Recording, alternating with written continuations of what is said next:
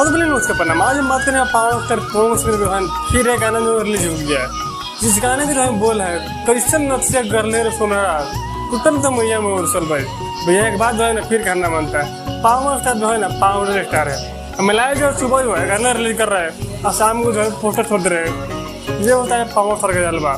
खितारी भी कम नहीं है, मतलब जो है ना दोनों स्टार जो है ट्रेनिंग स्टार पावर स्टार दोनों आदमी मिलकर धमाल कर रहे हैं।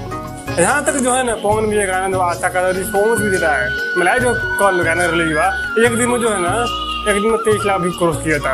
अब यहाँ पर देखने वाली बात ये है गानों के मार्क जो है अभी जो है 50 मिनट हुआ है, यहाँ पर देख सकते 50 मिनट का स्क्रीन शॉट। अब 50 मिनट में जो है हम वीडियो बना रहे हैं। अब यहाँ पर देखने वाली बात है कि शाम से गाना जो कितना बड़ा रिकॉर्ड खड़ा कर सकता है।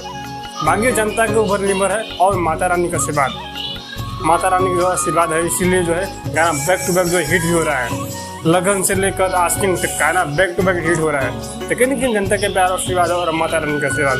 बाकी आप लोग क्या रहता है प्लीज सुनने दे वीडियो चले वीडियो के लाइक के साथ वीडियो बाकी में नेक्स्ट वीडियो में आप जहाँ कुछ